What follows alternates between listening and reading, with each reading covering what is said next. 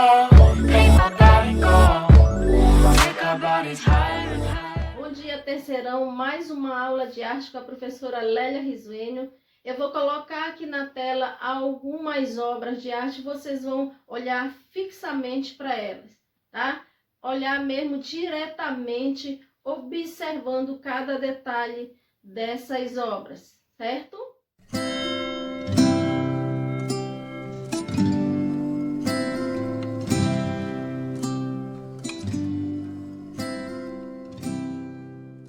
Então, já fixaram o olhar, já observaram, pode até se mexer, mas deixa teu olhar lá fixo na tela, tá? Então, gente, essas obras que vocês acabaram de observar é chamado de op art.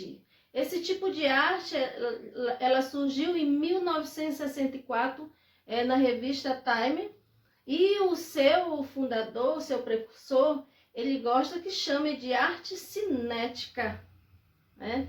Então vejam que o pai da op art é o húngaro Victor Vasarely. Então ele que organiza todo esse movimento que nós vamos começar a estudar nesse momento. Vamos aqui à tela. Eu coloquei aqui um pouco do conceito, né? Importante estar aqui na tela para fixar o conceito. Op art, também conhecida como arte óptica, é um estilo artístico visual que utiliza ilusões ópticas. Então, veja que a gente já vai trabalhar com a nossa visão. Então, vamos observar as características desse movimento. Vamos lá, gente? Característica: uso de recursos visuais, cores, forma, etc., para provocar ilusões ópticas. Então, vocês já observaram aí, não é?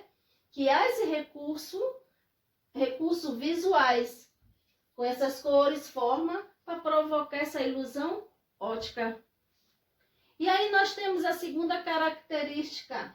As imagens parecem ter movimento. Vocês acabaram de sentir isso, né? Tem pessoas que dizem que fica até dá um pouco de tontura ao fixar, ao observar cada imagem dessa, né? E às vezes, quando a gente está dando aula sobre este assunto, os alunos falam: professora, a gente fica até meio que tonto ao observar, ao fixar bem o nosso olhar a esse tipo de obra. E também, gente, nós observamos que esse tipo de obra, ele já faz parte aí do nosso cotidiano, né? Nós temos camisetas com essas imagens, nós temos bolsas, nós temos vários designs utilizados na arquitetura, né? Tem um exemplo aí muito grande, para quem já visualizou alguma vez ou já visitou o Rio de Janeiro. Nós temos lá na calçada de Copacabana, né, no calçadão de Copacabana, esse tipo de arte, chamada de op art. Então vamos continuar com as nossas características. O uso de linhas paralelas, sinuosas ou retas. Então ela pode estar paralela, se encontrando, ou pode ser linhas retas. Então daqui a pouco nós vamos observar mais um pouco essas obras e ver cada detalhe desse, cada característica dessa dentro de uma obra de arte. Vamos ver a próxima: uso de poucas cores, sendo preto e branco a mais usada, né? Vocês vão observar novamente lá nas obras de arte como eles realmente eles trabalham mais o preto e o branco. Eles acham que a visão fica bem melhor. Daqui a pouco a gente vai ver como é que funciona essa op art. E aqui eu coloquei os principais artistas. Nós temos aí o pai da op art, que foi Victor Vasarely. Nós temos a Brigitte Riley e temos o Getúlio Alviani, tá? Então vamos... Aqui eu tenho já na tela, observe, já está na tela, uma obra de Victor Vasarely, uma obra muito famosa, inclusive uma das primeiras obras dele, Zebra. Vejam, gente, como é que ele trabalha essas linhas diagonais, né? Ele trabalha a tridimensionalidade também dentro da obra e o preto e branco, como nós observamos há pouco, né? Que é uma das características fortes do movimento, né? Então vamos ver também, nós temos outra obra aqui, né? Da Brigitte Riley, que é chamada de Hesitação, né? Essa obra de arte dela, isso aqui é uma série, né? Ela trabalha com uma série que é voltada às coisas psicológicas, as coisas que acontecem com cada um de nós. Então aqui nós temos a hesitação, mas ela vai ter outras obras com essas mesmas palavras, né? Porque é uma série. E vejam que ela trabalha o azul, o branco, né? Predominando apenas duas cores. E você observa, né? Quando você vai fixar o olhar nessa obra de arte, você observa que parece assim que essas bolinhas elas vão se entrelaçando, né? E vai a nossa visão parece que vai, né, captando tudo isso, porque quando a gente retira o olhar de uma tela dessa, parece que fica assim no ar, fica à nossa frente as bolinhas o tempo todo. Daqui a pouco eu vou dizer por que isso acontece, né? Então vamos ver aqui como funciona a OP-Art, né? De que forma funciona? É trabalhado com a retina e com o cérebro. Então, a retina, que é o órgão dos olhos, é responsável pela essa captura dessa imagem, pela essa formação de imagem. Ela lê, né, ela faz a leitura e ela envia para o cérebro. O cérebro faz essa interpretação. Então, essa interpretação pode ocasionar de várias formas. Pode que nessa transição, né, da retina ao cérebro, pode acontecer, né, dessa transmissão não ser da mesma forma para todos nós, né? Ela pode vir, ela pode ser enviada de outra forma, né? É por isso que cada um sente uma sensação ao observar cada obra de arte dessa, né? Por isso que tem umas pessoas que dizem que fica um pouco com tontura, outras não, outros que depois que retira o olhar da obra de arte, começa ter as bolinhas, como eu falei ainda agora, tudo isso é uma ilusão de óptica. Então é isso que é esse objetivo da OP-Art, né? É ter essa ilusão de óptica. Então vejam aqui, nós temos a obra Akitakoa, né? Do Rolus.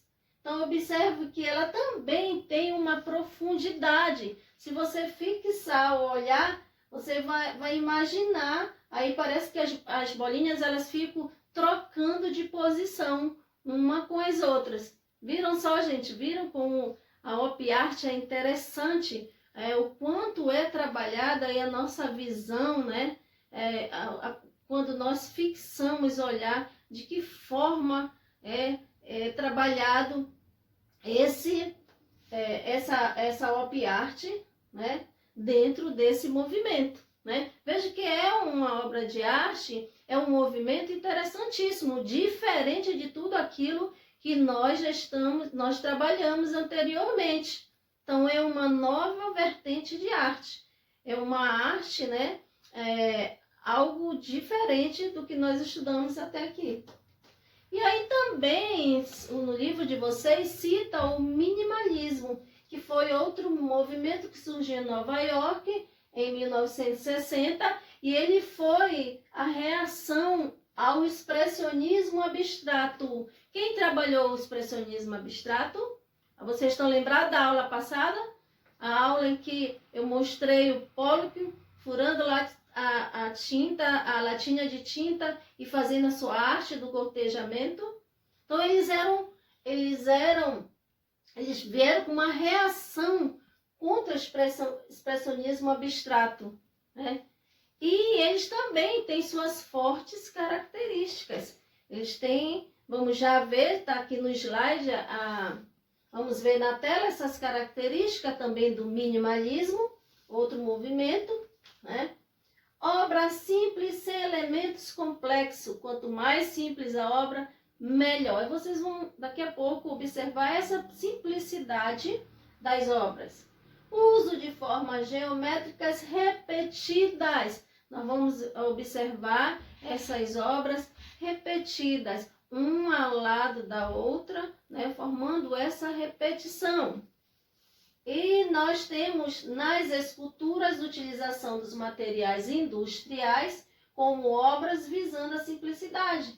Também eles utilizam materiais industriais, né? Eles compram, organizam esse material, né? Vai, compra, organiza de uma forma que fique parecendo uma imagem repetitiva, né? Diferentes dimensões de uma obra para outra. Os principais artistas, Donald Judd, Frank Stella e Robert Moore. Então, nós vamos observar aqui na tela essas imagens. Observa, olha, Donald Judd tem aqui série de escultura de sola. Vejam que é algo já industrializado, né? Mas que formam, vejam que há uma repetição, né?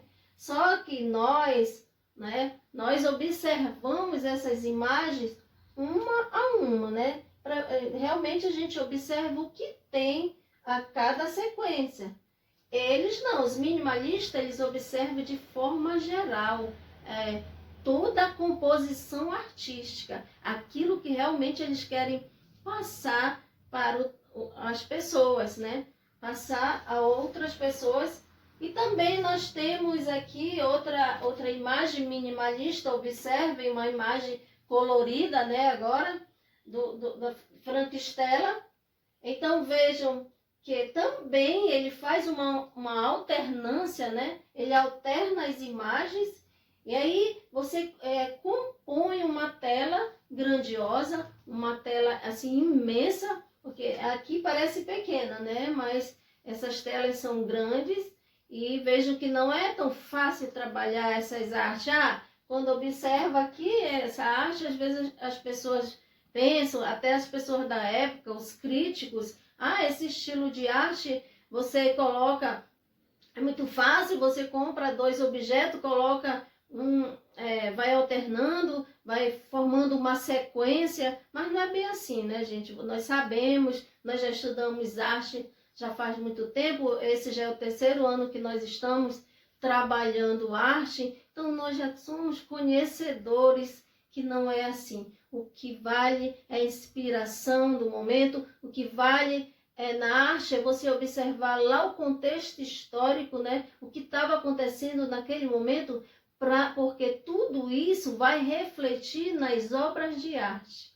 Então, gente, espero que vocês tenham gostado da aula de hoje, né? Conheceram aí a OP Arte e também conheceram as obras minimalistas. Bom dia e até a próxima aula.